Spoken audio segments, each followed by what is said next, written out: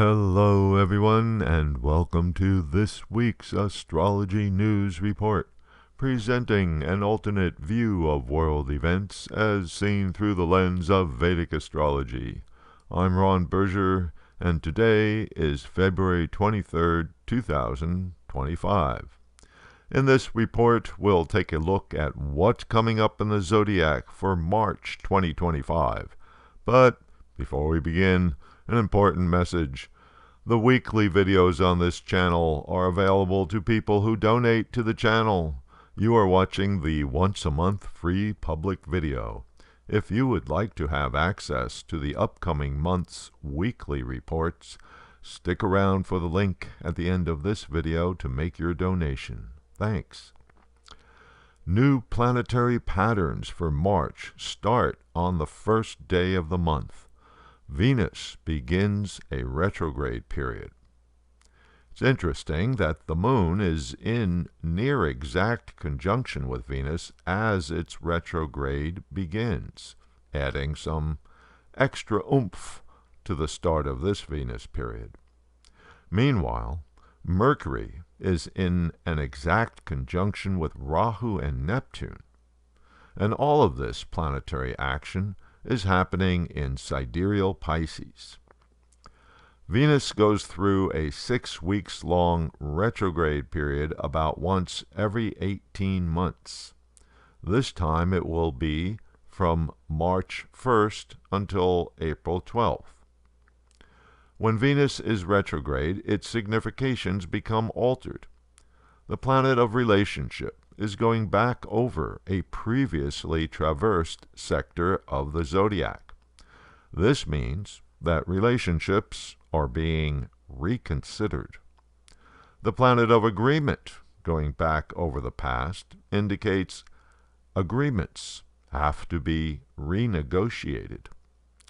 Venus is famously the planet of love.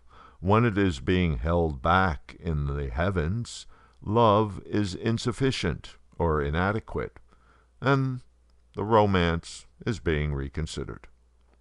When the planet of value is backwards, true value is harder to determine. So it's not a good time for making major purchases. Buyer's remorse is more frequent when Venus is retrograde. Another planet goes retrograde in March, Mercury. Mercury goes through a retrograde period 3 times a year on average, for about 3 weeks each time. This retrograde will be from March 15th until April 7th, all of it in sidereal Pisces. Pisces happens to be Mercury's sign of debilitation. That's because the planet of rational thinking doesn't do so well in a sign based in the emotions. So Mercury will be doubly disadvantaged from mid-March until its retrograde period ends in early April. During this time period, we have to be on guard against the usual retrograde Mercury problems. Communications get delayed. Data and information are distorted.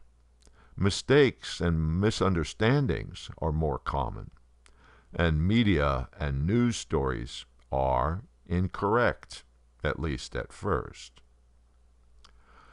Note that Mercury goes retrograde while it is in close conjunction with retrograde Venus. In fact, these two planets will sustain a close conjunction for the entirety of their retrograde periods, and even afterwards for a few weeks. The combination of retrograde Mercury and retrograde Venus is problematic for both of the planets' significations. In other words, relationship, communication, guidance, agreements, finance, etc. will all go through a rather dodgy period during the latter half of March and into April. Misunderstanding resulting in deteriorating relationship, wrong information giving birth to poor guidance, revisions to past agreements, distorted thinking, making negotiations fail, and so forth and so on, will make progress during this time difficult to achieve. There will be a total lunar eclipse on March 14th, or actually it begins before midnight on the 13th, which will be visible throughout North and South America, but not visible in Asia. A total lunar eclipse is caused during a full moon by the Earth getting in the way of the lineup of the Sun and the Moon. Thus, the Earth's shadow falls on the Moon, making the Moon go dark. In the zodiac, the March 14th eclipse will occur at 29 degrees in sidereal Leo. Note that Saturn, the reality check planet, will be directly opposite this total lunar eclipse. Since an eclipse is thought to be a harbinger of events coming in the near future, the direct opposition of the planet of harsh realities can be taken as rather ominous. This eclipse will also do damage to the energy of the lunar month and make the woes created by the double effect of retro Mercury and retro Venus even worse.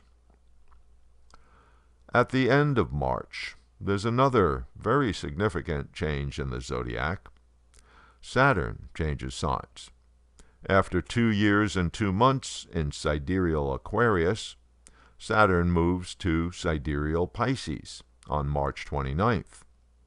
Note that this change happens within hours of a Pisces new moon.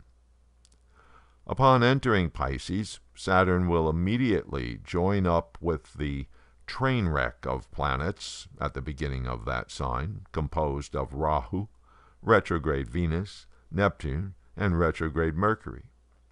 A tight conjunction of Saturn with these other planets will continue for the next several weeks through April, which will be pretty consequential. And more on that in an upcoming report. Saturn will be transiting in Pisces for 3 years, from March 29th, 2025 until February 23rd, 2028, except for several months during 2027, when it slips into Aries and then retrogrades back into Pisces. Saturn is the reality check planet. Pisces is the sign of beliefs, the sign of dreams. Saturn's realism forces idealistic Pisces to come back down to earth. As the work and duty planet, Saturn can help put Piscean compassion and sentimentality to work in helping those who need help. I'll be doing a special report on Saturn and Pisces at the end of March. Okay, so there's a brief look at planetary patterns for March 2025, and here's a description of what's coming up in March's weekly videos. March 2nd, Venus retrograde, an analysis for each rising sign chart. March 9th, Mercury retrograde, and an analysis for each rising sign chart. March 16th, planetary patterns and their effects on world events and politics.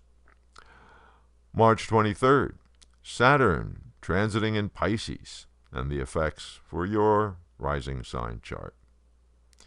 And March 30th, a preview of planetary patterns for April 2025. You'll not want to miss out on all these great upcoming videos, so if you would like to have access to March's weekly reports, donate $20 by clicking on or touching the donation card you see at the end of this video, which will take you to the donation page. And if $20 for a month is too much for you, you can donate $10. The link for each week's report will be sent to you via your email. Here's the link for the donation page. Just click or touch the card, And if the card does not appear or doesn't work, you can find the link in the comment section below. Thank you, and until next week.